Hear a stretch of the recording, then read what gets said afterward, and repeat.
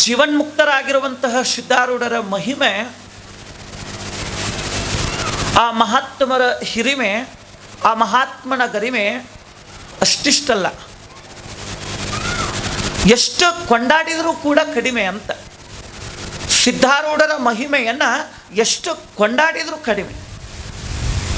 ಅಂತ ಜೀವನ್ಮುಕ್ತನಾಗಿರುವಂತಹ ಸಿದ್ಧಾರೂಢಪ್ಪ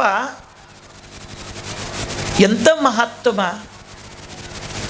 ನಾವೆಲ್ಲ ಚರಿತ್ರೆ ಒಳಗೆ ಕೇಳ್ತೀವಿ, ಸಿದ್ಧಾರೂಢಪ್ಪನ ಪುರಾಣದೊಳಗೆ ಕೇಳ್ತೀವಿ, ಸಿದ್ಧಾರೂಢರು ಜ್ಞಾನೇಶ್ವರರ ಅವತಾರ, ಹೌದಲ್ಲ? ಜ್ಞಾನದೇವರ ಅವತಾರ ಅಂತ. ಯಾಕೆ ಸಿದ್ಧಾರೂಢಪ್ಪಗೆ ಜ್ಞಾನದೇವನ ಅವತಾರ ಅಂದರು ಅಂತಂದ್ರೆ, ಜ್ಞಾನೇಶ್ವರರು ಕೋಣದ ಮುಖಾಂತರ ವೇದವನ್ನು ನುಡಿಸಿದಂಥವ್ರು. ಅವರು ಜ್ಞಾನೇಶ್ವರರು ಒಂದು ಕೋಣದ ಮುಖಾಂತರ ವೇದವನ್ನು ಉಚ್ಚರಿಸಿದಂಥ ಮಹಾಜ್ಞಾನಿಗಳು. ಆದರೆ ಸಿದ್ಧಾರೂಢಪ್ಪ ನಮ್ಮಂಥ ಅನೇಕ ಕೋಣಗಳ ಮುಖಾಂತರ ವೇದವನ್ನು ಉಚ್ಚರಿಸ್ತಾ ಇದ್ದಾರಲ್ಲ, ಅವ ಸಾಕ್ಷಾತ್ ಜ್ಞಾನದೇವನ ಅವತಾರವೇ ಹೌದು ಅಂತ. ಅಂತ ಜ್ಞಾನೇಶ್ವರನ ಅವತಾರವಾಗಿರ್ತಕ್ಕಂತಹ ಸಿದ್ಧಾರೂಢಪ್ಪನ ಮಹಿಮೆ ಅಗಾಧವಾದಂಥ. ಗುರುಮಹಿಮಾ ಗುರುಮಹಿಮಾ ಅಪಾರ ಮಹಿಮಾ ಗುರುಮಹಿಮಾ. ಸದ್ಗುರುವಿನ ಮಹಿಮಾ ಅಗಾಧವಾದಂಥದ್ದು. ಎಂಥ ಮಹಿಮಾನ್ವಿತ ಸಂತ ಸದ್ಗುರು ಸಿದ್ಧಾರೂಢಪ್ಪ ಅಂದ್ರೆ, ಶೈಲೇ ಶೈಲೇನ ಮಾಣಿಕ್ಯಂ ಚಂದನಂ ನ ವನೇ ವನೇ ಸಾಧವೋ ನಹಿ ಸರ್ವತ್ರ ಮೌಕ್ತಿಕಂ ನ ಗಜೆ ಗಜೆ. ಎಲ್ಲ ಪರ್ವತಗಳಲ್ಲಿ ಮಾಣಿಕ್ಯ ಸಿಗೋದಿಲ್ಲ, ಎಲ್ಲ ಕಾಡು ಮೇಡುಗಳಲ್ಲಿ ಶ್ರೀಗಂಧ ಸಿಗೋದಿಲ್ಲ, ಶ್ರೀಗಂಧ ಮರ ಸಿಗೋದಿಲ್ಲ. ಹಂಗೆ ಎಲ್ಲ ಕಡೆಯಲ್ಲಿ ಸಿದ್ಧಾರೂಢಪ್ಪನಂತಹ, ಚಿದ್ಗಣಾನಂದ ಭಾರತೀಯಪ್ಪನಂತಹ ಸದ್ಗುರು ಸಿಗ್ತಾನೇನು ಅಂತಂದ್ರೆ ಸಿಗಲಿಕ್ಕೆ ಸಾಧ್ಯವಿಲ್ಲ ಅಂತ, ಸಾಧ್ಯ ಇಲ್ಲ. ಅಂತಹ ಸದ್ಗುರು ಸಿಗಬೇಕಾದ್ರೆ ಬಹು ಸುಕೃತ ಇರಬೇಕು. ಬಹಳ ಜನ್ಮದ ಸುಕೃತ ಒಟ್ಟು ಗುಡಿತು ಅಂತಂದ್ರೆ ಅಂಥ ಮಹಾತ್ಮ, ಅಂಥ ಸಂತ ಸಿಗ್ತಾನೆ. ಎಂಥವ್ರು ಸಿದ್ಧಾರೂಢಪ್ಪ? ನೆತ್ತಿ ಮೇಲೆ ಬೆಂಕಿ ಇಟ್ಟವರಿಗೂ ಕೂಡ ವರವನ್ನು ಕೊಟ್ಟ ಪರಮಾತ್ಮ ಜಗತ್ತಿನೊಳಗೆ ಎಲ್ಲರ ಸಿಗತಾನೆ ಏನು ಅಂತಂದ್ರೆ ಸಿಗಲಿಕ್ಕೆ ಸಾಧ್ಯ ಇಲ್ಲ. ವಿಷ ಕೊಟ್ಟಕ್ಕೆ ಮನೆಗೆ ಹೋಗಿ ಅವಳಿಗೆ ಜೀವನ್ಮುಕ್ತಿ ಸ್ಥಿತಿಯನ್ನು, ಅವಳಿಗೆ ಮುಕ್ತಿಯ ಸಾಮ್ರಾಜ್ಯವನ್ನು ಕೊಡ್ತಾನೆ ಅಂತಂದ್ರೆ ಇಂಥ ಗುಣ, ಇಂಥ ಮಹಾತ್ಮ ಸಿಗ್ತಾನೇನ್ರಿ? ಭವರೋಗ ವೈದ್ಯ ಅಂತ. ಭವ ಅಂದ್ರೆ ಜನನ ಮರಣ, ಪುನರಪಿ ಜನನಂ ಪುನರಪಿ ಮರಣಂ ಪುನರಪಿ ಜನನಿ ಜಠರೇ ಶಯನಂ ಇಹ ಸಂಸಾರೆ ಖಲು ದುಸ್ತಾರೆ ಕೃಪಯಾ ಪಾರೆ ಪಾಹಿ ಮುರಾರೆ ಭಜಗೋವಿಂದಂ ಭಜಗೋವಿಂದಂ ಗೋವಿಂದಂ ಭಜ ಮೂಢಮತೆ. ಶಂಕರಾಚಾರ್ಯರು ಹೇಳ್ತಾರೆ, ಇದೇನು ಹುಟ್ಟೋದು, ಸಾಯೋದು, ಮತ್ತು ತಾಯಿ ಗರ್ಭಕ್ಕೆ ಬರೋದು, ಮತ್ತು ಅನೇಕ ಪಾಪ ಪುಣ್ಯ ಮಾಡೋದು, ಇದೇನೈತಲ್ಲ ಇದಕ್ಕೆ ಭವ ಅಂತ ಕರೀತಾರೆ, ಇದಕ್ಕೆ ಸಂಸಾರ ಅಂತ ಕರೀತಾರೆ. ಈಗ ನೀವು ಮಾಡ್ಕೊಂಡಿರಲ್ಲ, ಇದು ಸಂಸಾರ ಅಲ್ಲ. ಯಾಕೆ? ಇದು ನೀವು ಮಾಡ್ಕೊಂಡಿದ್ದು. ನೀವು ಬ್ಯಾಸರು ಬತ್ತಂದ್ರೆ ಬಿಟ್ಟು ಬಿಡೋದು, ಹೌದಿಲ್ಲ? ಇದನ್ನು ಬಿಡಲಿಕ್ಕೆ ನಡೀತೈತಿ. ನೀವು ಭಾಳ ಕಂಟಾಳಕ್ಕೆ ಬಂತ ಬಿಟ್ಟು ಬಿಡೋದು, ಏನಾಗೋದ. ಆದರೆ ಇದು ಹತ್ತೈತಿಲ್ಲ, ಯಾವುದು? ಜನನ ಮರಣಾತ್ಮಕ ಸಂಸಾರ. ಇದನ್ನು ಬಿಟ್ಟೀನಂದ್ರೆ ಬಿಡಲಿಕ್ಕೆ ಸಾಧ್ಯ ಇಲ್ಲ. ಬಿಡ್ತತೆ ಅಂದರೆ ಬಿಡೋದಿಲ್ಲ. ಇಬ್ಬರು ಗೆಳೆಯರ ನದಿ ದಂಡಿಗೆ ಕುಂತಿದ್ರಂತ.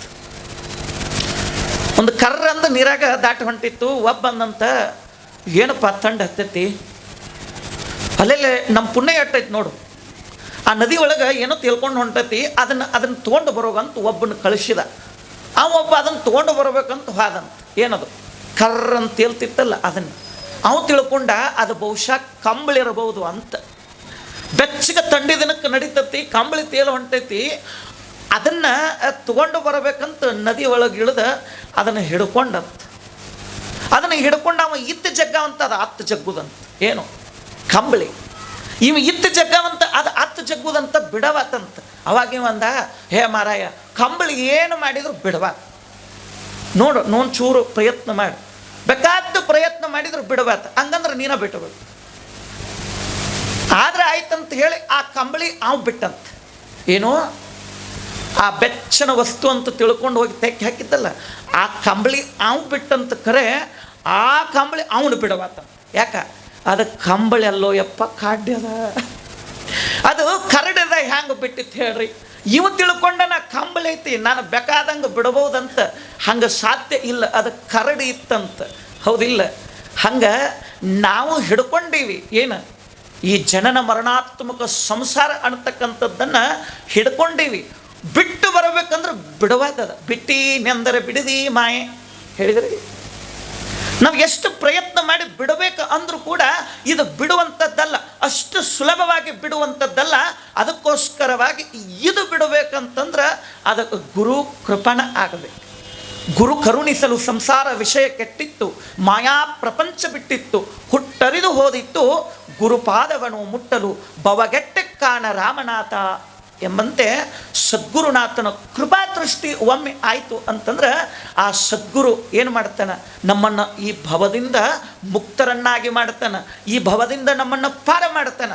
ಅಂಥ ಸಾಮರ್ಥ್ಯ ಶಕ್ತಿ ಎಲ್ಲಿ ಐತಿ ಅಂತ ಕೇಳಿದ್ರೆ ಅದು ಸದ್ಗುರುನಾಥನಲ್ಲಿ ಐತಿ. ಪುಣ್ಯಾತ್ಮರುಗಳಿರ ಅಂಥ ಸದ್ಗುರು ಸಿದ್ಧಾರೂಢಪ್ಪ ನಮಗೆಲ್ಲ ದೊರೆತಾನ. ಇದು ದೊಡ್ಡ ಭಾಗ್ಯ, ಇದು ದೊಡ್ಡ ಭಾಗ್ಯ, ಇದು ಭಾಗ್ಯ, ಇದು ಭಾಗ್ಯ, ಇದು ಭಾಗ್ಯವಯ್ಯ. ಇದೆಂಥ ಪುಣ್ಯ ಇರ್ಬೇಕ್ರಿ? ಇದು ಸಾಮಾನ್ಯ ಪುಣ್ಯ ಅಲ್ಲ. ಪುಣ್ಯದೊಳಗೆ ಎರಡು, ಒಂದು ಸಾಮಾನ್ಯ ಪುಣ್ಯ, ಇನ್ನೊಂದು ವಿಶೇಷತಾ ಪುಣ್ಯ ಅಂತ. ವಿಶೇಷತ ಪುಣ್ಯ ಯಾವುದು ಅಂತಂದ್ರೆ ಈಗೇನು ನೀವೆಲ್ಲ ಮಾಡಕತ್ತೀರಲ್ಲ, ನಿಮಗೇನು ಇಂಥಪ್ಪ ಸದ್ಗುರು ಸಿಕ್ಕಾನಲ್ಲ, ಇದು ವಿಶೇಷ ಪುಣ್ಯ. ಇದು ವಿಶೇಷ ಪುಣ್ಯ. ಎಷ್ಟೋ ಮಂದಿ ಇದ್ದೀರಿ, ಬೇಕಾದಷ್ಟು ಮಂದಿ ಮನೆ ಬಿಟ್ಟು ಬರಲಿಕ್ಕೆ ತಯಾರಿಲ್ಲ, ಆದ್ರೆ ಕಿತ್ತು ನೀವು ಬಂದಿರಲ್ಲ. ಇದು ಏನಂದ್ರೆ ನಿಮ್ಮ ಪುಣ್ಯ ಇಲ್ಲಿ ಎಳ್ಕೊಂಡು ಬಂದದ ಅಂತ, ಎಳ್ಕೊಂಡು ಬಂದದ. ಅದಕ್ಕೆ ಪುಣ್ಯಾತ್ಮರುಗಳಿರ ಸದ್ಗುರುವನ್ನು ಯಾರು ನಂಬ್ತಾರ ಆ ಸದ್ಗುರು ಯಾವತ್ತು ಕೈ ಬಿಡೋದಿಲ್ಲ. ಗಾಯಕವಾಡ ರಾಜ ಸಿದ್ಧಾರೂಢಪ್ಪನ ಬಹಳ ನಂಬಿದ್ದ. ಸಿದ್ಧಾರೂಢ ಜೀವಪ್ರಾಣ ಅಂತ ತಿಳ್ಕೊಂಡಿದ್ದ ಗಾಯಕವಾಡ ಮಹಾರಾಜ. ಪ್ರತಿನಿತ್ಯ ಸಿದ್ಧಾರೂಢರ ದರ್ಶನಕ್ಕೆ ಪ್ರತಿನಿತ್ಯ ಹಂಬಲಿಸ್ತಿದ್ದ. ಯಾವಾಗ ಸಡು ಸಿಕ್ಕಿತ್ತು, ಯಾವಾಗ ಸಿದ್ಧಾರೂಢಪ್ಪನ ಪಾದ ದೊರಕಿತ್ತು, ಯಾವಾಗ ಸಿದ್ಧಾರೂಢಪ್ಪನ ಕಂಡೀನಿ, ಅವನ ಪಾದಸ್ಪರ್ಶದಿಂದ ನಾನು ಧನ್ಯನಾಗೀನಿ ಅಂತ ಕಾಯ್ತಿದ್ದ ಗಾಯಕವಾಡ ರಾಜ. ಸಡು ಸಿಕ್ಕಾಗ ಹುಬ್ಬಳ್ಳಿಗೆ ಹೋಗಿ 2-3 ದಿನ ತಂಗಿ ಸಿದ್ಧಾರೂಢರ ದರ್ಶನಾಶೀರ್ವಾದ ಮಾಡಿಕೊಂಡು ಸೇವಾ ಮಾಡಿಕೊಂಡು ಬರ್ತಿದ್ದ. ಇದೊಂದು ಪದ್ಧತಿ, ಶಿಷ್ಯನ ಲಕ್ಷಣ, ಇದೊಂದು ಪದ್ಧತಿ, ಇದೊಂದು ನಿಯಮವನ್ನು ಹಿಡ್ಕೊಂಡಿದ್ದ ಗಾಯಕವಾಡ ರಾಜ. ಆ ರಾಜಗೆ ಒಬ್ಬ ಕ್ಷೌರಿಕಿದ್ದ, ಯಶವಂತ್ ಅಂತ. ಒಮ್ಮೆ ಅವನು ಕರ್ಕೊಂಡ ಹುಬ್ಬಳ್ಳಿಗೆ ಹೋಗಿದ್ನಂತ. ಸಿದ್ಧಾರೂಢರ ದರ್ಶನ ಆಯಿತು. ನೋಡಿ ಕೆಲರ ಮಾತನಾಡಿ ಕೆಲರ ಮುಟ್ಟಿ ಕೂಡಿ ಉದ್ಧಾರ ಮಾಡುವ ಆಚಾರ್ಯಣಂ ಅಂತ. ಒಮ್ಮೆ ನೋಡಿದರೆ ಸಾಕು, ಒಮ್ಮೆ ಮುಟ್ಟಿದರೆ ಸಾಕು, ಒಮ್ಮೆ ಅವರ ವಾಣಿಯನ್ನು ಕೇಳಿದರೆ ಸಾಕು, ಎಂತೆಂಥವರು ಉದ್ಧಾರ ಆಗಿದಾರ್ರಿ. ಕ್ಷೌರಿಕ ಮನುಷ್ಯ, ಕಟ ಮಾಡುವ ಮನುಷ್ಯ ಯಾರು? ಯಶವಂತ. ಸಿದ್ಧಾರೂಢರನ್ನು ದೃಷ್ಟಿ ಇಟ್ಟು ನೋಡಿದ, ಸಿದ್ಧಾರೂಢರ ಭಕ್ತ ಆದ, ಸಿದ್ಧಾರೂಢರ ಶಿಷ್ಯ ಆದ. ಎಂಥ ಶಿಷ್ಯ ಆದ ಅಂದ್ರೆ ಸಿದ್ಧಾರೂಢರ ಪುರಾಣ ಪಾರಾಯಣ ಮಾಡಲ್ದ ಒಂದು ಹನಿ ನೀರು ಬಾಯಾಗ ಹಾಕೋತಿರ್ಲಿಲ್ಲ, ಸಿದ್ಧಾರೂಢರ ನಾಮ ಜಪ ಮಾಡಲ್ದ ಏನನ್ನು ಮಾಡುತ್ತಿರಲಿಲ್ಲ. ಇದೊಂದು ನಿಯಮ ಹಿಡ್ಕೊಂಡ. ಒಮ್ಮೆ ಗಾಯಕವಾಡ ರಾಜ ಅಂದ, ಅಲ್ಲಿರ್ತಕ್ಕಂಥ ಶಿಷ್ಯರನ್ನು ಕರೆದು, ಆ ರಾಜ್ಯದಲ್ಲಿರ್ತಕ್ಕಂತಹ ಭಟರನ್ನು ಕರೆದು ಹೇಳಿ, ಒಂದು 3 ತಿಂಗಳು ಕೌದಿ ಹೊಲಿತಂತ. ಎಲ್ಲ ಮುಗಿತಂತ, 3 ತಿಂಗಳಾಯ್ತಂತ, ಕೌದೆಲ್ಲ ಮುಗಿತಂತ. ಎತ್ತ ನಿಂತು ಜಾಡಿಸಿದಳಂತ ಕೌದಿ, ಪಳ ಪಳ ಪಳ ಪಳ ಬಿಚ್ಚತಂತ. ಯಾಕೆ ಹೇಳ್ರಿ? ಅದು ಮುದುಕಿ ಹಿಂದೆ ಗಂಟ ಹಾಕಿರಲಿಲ್ಲ. ಅದು ಯಾವ ಗಂಟ? ಮಹಾತ್ಮರು ಯಾವ ದೃಷ್ಟಾಂತವನ್ನು ಕೊಡ್ತಾರೆ, ಯಾವ ವಿಷಯಕ್ಕೆ ಅನ್ನತಕ್ಕಂಥ ಗಂಟು ಹಾಕೊಳ್ಬೇಕು ಇರಲಿ. ಮಹಾತ್ಮ ಸಿದ್ಧಾರೂಢಪ್ಪನ ಮೇಲೆ ಭಾಳ ಪ್ರೀತಿ.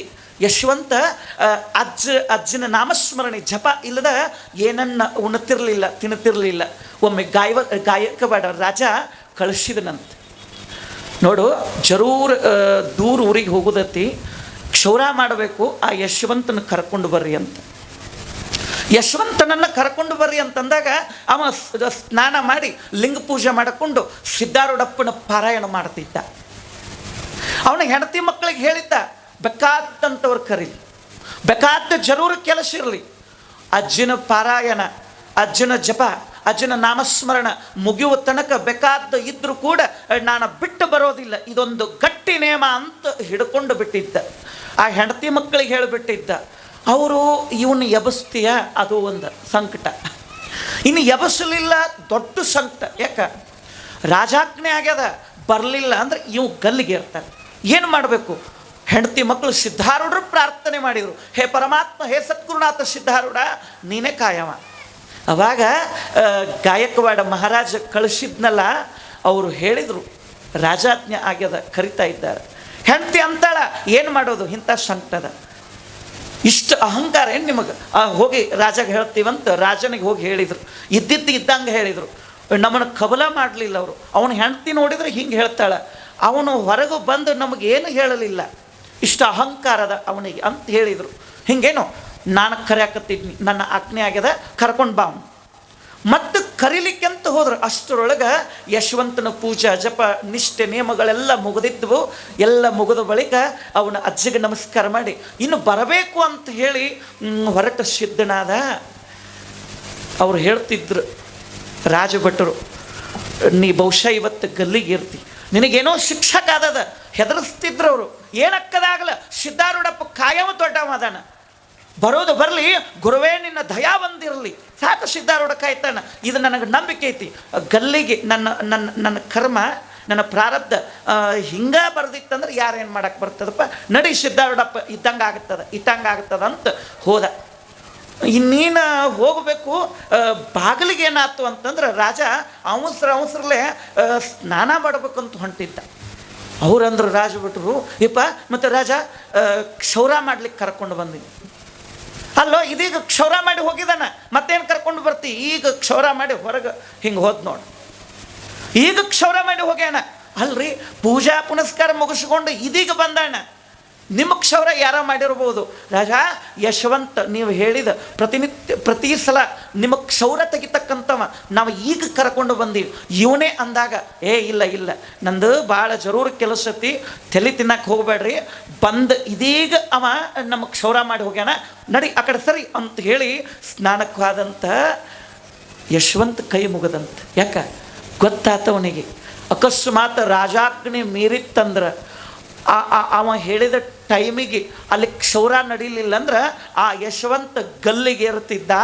ಆ ಗಲ್ಲ ಶಿಕ್ಷಾ ತಪ್ಪಿಸ್ಬೇಕಂತ ಹೇಳಿ ಸಾಕ್ಷಾತ್ ಸದ್ಗುರು ಸಿದ್ಧಾರೂಢಪ್ಪನೇ ಕ್ಷೌರಿಕನಾಗಿ ಬಂದು ರಾಜನ ಕ್ಷೌರ ಮಾಡಿ ಹೋಗ್ಯಾನ. ಇವ ಮಹಾತ್ಮ ಸಿದ್ಧಾರೂಢಪ್ಪ, ಇವ ದೊಡ್ಡವದಾನ ಅಂತ ಭೂಮಿ ಮೇಲೆ ಎಲ್ಲಿ ನಿಂತಿದ್ದ ಅದೇ ನಿಂತ ಸ್ಥಳದೊಳಗೆ ಸಿದ್ಧಾರೂಢಪ್ಪಗೆ ಸಾಷ್ಟಾಂಗ ನಮಸ್ಕಾರ ಹಾಕಿದ ನಂತರ ಪುಣ್ಯಾತ್ಮರುಗಳಿರ ಸಿದ್ಧಾರೂಢಪ್ಪನ ಮಹಿಮಾ ಎಟ್ಟೆಂತ ಹೇಳೋದು. ಸಬ್ ಗರತಿ ಕಾಗಜ ಕರು ಲೇಖನಿ ಸಬ್ ಬಣರಾಯ್ ಸ್ವಾದ ಸಮಂದರ ಮಶೀಕರು ಗುರು ಗುಣಲಿಖಾನ ಜಾಯ್ ಅಂತ ಕಬೀರರು ಹೇಳ್ತಾರೆ. ಪುಣ್ಯಾತ್ಮರುಗಳಿರ ಎಷ್ಟು ಹೊಗಳಿದ್ರು ಕಡಿಮೆ ಅದ, ಸದ್ಗುರುವಿನ ಗುಣಗಾನ ಎಷ್ಟು ಮಾಡಿದರು ಕಡಿಮೆ ಅದ. ಮೇಲಿದೆ ಕೆಳಗಿದೆ ಎಲ್ಲವೂ ಸುಳ್ಳಿದೆ. ಬಲ್ಲ ಸಿದ್ಧಾರೂಢರ ಹುಬ್ಬಳ್ಳಿ ಕೈಲಾಸ ಆ ಸಿದ್ಧನೇ ಪರಮೇಶ ಅಂತ ಹೇಳಿದಾರಲ್ಲ, ಮೇಲಿದೆ ಕೆಳಗಿದೆ ಅದು ಬರೋಬ್ಬರಿ ಅದ. ಮೇಲೂ ಇಲ್ಲ ಕೆಳಗೂ ಇಲ್ಲ. ಎಲ್ಲಿ ಸಿದ್ಧಾರೂಢಪ್ಪ ನಿಂತಾನ ಅದು ಕೈಲಾಸ, ಅದು ಬರೋಬ್ಬರಿ ಅದ. ಆದ್ರೆ ಇವತ್ತು ಚಿದ್ಗಣಾನಂದ ಭಾರತಿ ಅಪ್ಪನವರ ಪಾದಸ್ಪರ್ಶದಿಂದ, ಅವರ ತಪೋನಿಷ್ಠತೆಯಿಂದ ಜೋಡಕುರಳಿ ಒಳಗೆ ಕೈಲಾಸ ಆಗ್ಯದಲ್ಲ, ಇದು ದೊಡ್ಡ ವಿಶೇಷ ಪುಣ್ಯಾತ್ಮರುಗಳಿರ. ನೀನು ನಿಂತೋ ಲಡನೆ ಕಾಶಿಯು, ನಿನ್ನ ವಾಸವು ಬ್ರಹ್ಮಲೋಕವು, ನಿನ್ನ ವಾಕ್ಯವು ತತ್ವಮಸಿ ಪದ, ನೀನೇ ಪರಮಾತ್ಮ. ಒಬ್ಬ ಮಹಾತ್ಮ, ನೀವೆಲ್ಲ ಕೇಳಿದ್ದೀರಿ ಬಹುಶಃ ಸಿದ್ಧಾರೂಢಪ್ಪನ ಚರಿತ್ರೆ, ಸಿದ್ಧಾರೂಢಪ್ಪನ ಗುಣಗಾನ ಜೋಡು ಕುರುಳಿ ಒಳಗೆ ಅಜ್ಜವ್ರು ಇದ್ದಲ್ಲಿ ಹೇಳಕ್ಕೆ ಸ್ವಲ್ಪ ಅಂಜಿಕೆ ಬರ್ತದೆ ನಂಗೆ. ಯಾಕೆ ಎಲ್ಲ ಪರ್ಫೆಕ್ಟ, ನಾವು ಹೇಳುವಾಗ ಏನಾದ್ರು ತಪ್ಪಿವಂತೂ ನಮಗೆ ಹೆದರಿಕೆ. ಸಿದ್ಧಾರೂಢಪ್ಪ ಹುಬ್ಬಳ್ಳಿಗೆ ಕಾಲಿಟ್ಟಾಗ ತಲೆ ಮೇಲನ್ನು ಭಾರ ಇಳ್ದಂಗಾತ. ಆದ್ರೆ ಅವ ಕಾಲು ಇಟ್ಟ ಜಾಗ ಎಂಥದ್ದಿತ್ತಂದ್ರೆ ಸ್ಮಶಾನ ಇತ್ತು. ಸಿದ್ಧಗಣಾನಂದ್ರ ಸಮಾಧಿ ದುಮಗೇರಿ ಕಟ್ಟಿ ಏನೇನಿಲ್ಲ, ಗರ್ಜಿರಿಗೆ ಕಡಿತಿದ್ವು, ಸೊಳ್ಳೆಗಳು ಕಡಿತಿದ್ವು. ಆದರೂ ಆನಂದ ಇತ್ತು ಸಿದ್ಧಾರೂಢಪ್ಪಗೆ. ಯಾಕಂದ್ರೆ ಮುಂದಲ್ಲಿ ಕೈಲಾಸ ಆಗ್ತದೆ ಅನ್ನೋದು ಗೊತ್ತಿತ್ತು. ಹಂಗೆ ನಮ್ಮ ಅಪ್ಪ ಚಿದ್ಗಣಾನಂದ ಅಪ್ಪವ್ರಿಗೆ ಇಲ್ಲಿ ಬಂದಾಗ ಬರೀ ಧೂಳು ಹಾರು ಮಡ್ಡೆ ಐತೆ ಅನ್ನೋದು ಗೊತ್ತಿದ್ರು ಕೂಡ ಇಲ್ಲಿ ಮುಂದೆ ಒಂದು ದಿನ ಅಜ್ಜನ ತೇರ ಮೆರಿತದ, ಅಜ್ಜನ ಪಲ್ಲಕ್ಕಿ ಮೆರಿತದ, ಭಕ್ತಿಯ ಧೂಳು ಹಾರ್ತದ ಅನ್ನೋದು ಅಪ್ಪವ್ರಿಗೆ ಬಹುಶಃ ಗೊತ್ತಿತ್ತು. ಈ ಮಡ್ಡಿ ಹೋಗಿ ಮಹಾ ಕೈಲಾಸ ಮಾಡಿದ ಪರಮಾತ್ಮ ಚಿದ್ಗಣಾನಂದ ಭಾರತಿ ಅಪ್ಪವರು. ಸುಮ್ಮನ ಸ್ತುತಿ, ಅದು ಮುಖಸ್ತುತಿ ಅಲ್ಲ, ನಾವೆಲ್ಲ ಕಂಡ ನಿಜ ಸತ್ಯ ಐತಿ. ಇಂಥ ಮಹಾತ್ಮರು ಸಿಗೋದು ದುರ್ಲಭ. ಅಪ್ಪನವರು ಬಹುಶಃ ಸಂಖ್ಯೆ ಇಟ್ಟರೆ ತಪ್ಪಾಗುತ್ತದೆ. ಅವರು ಯುಗಪುರುಷರು, ಇಂಥವರು ಯುಗಕ್ಕೊಮ್ಮೆ ಹುಟ್ಟುತ್ತಾರೆ ಗೊತ್ತದ ನಮಗೆ. ಆದರೆ ಅವರು ಸದಾವಕಾಲ ಚಿರಂಜೀವಿಯಾಗಿ ಇರಲಿ ಅಂತ ನಮ್ಮ ಆಶಾ. ಅವರ ಸಿದ್ಧಾರೂಢಪ್ಪನ ಇದೇನೈತಿಲ್ಲ, ಸಿದ್ಧಾರೂಢಪ್ಪನ ಪ್ರಚಾರ ಇದು ದೊಡ್ಡ ತಪಸ್ಸು. ಅವರ ಜೀವ, ಅವರ ಪ್ರಾಣ, ಅದು ಎಲ್ಲವೂ ಸಿದ್ಧಾರೂಢಪ್ಪನೇ, ಎಲ್ಲವೂ ಸಿದ್ಧಾರೂಢಪ್ಪನೇ. ಬಹುಶಃ ನಾನು ಅಂತೀನಿ, ನೀನು ಹೆತ್ತ ತಾಯಿ ಧನ್ಯಳು, ನೀನು ಹೆತ್ತ ತಂದೆ ಧನ್ಯನು. ಬಹುಶಃ ಅಪ್ಪವ್ರನ್ನು ಪಡೆದವರು ಎಷ್ಟು ಪುಣ್ಯವಂತರು ಇದ್ದಾರೆ. ಅವರಿಗೆ ಕೋಟಿ ಶರಣ ಹೇಳಿದರು ಬಹುಶಃ ಕಮ್ಮಿನೇ. ಅಂಥ ಪುಣ್ಯಾತ್ಮರ ಗರ್ಭದೊಳಗೆ ಇವತ್ತು ಅಪ್ಪವ್ರು ಹುಟ್ಟಬ್ಬ.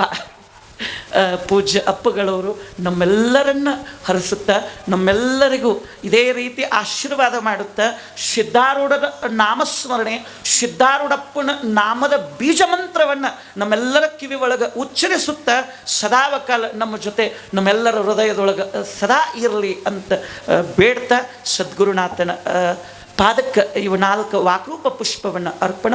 ಹರಿ ಓಂ ತತ್ಸತ್. ಬಹಳ ಅದ್ಭುತವಾಗಿ ಪ್ರವಚನಾಮೃತ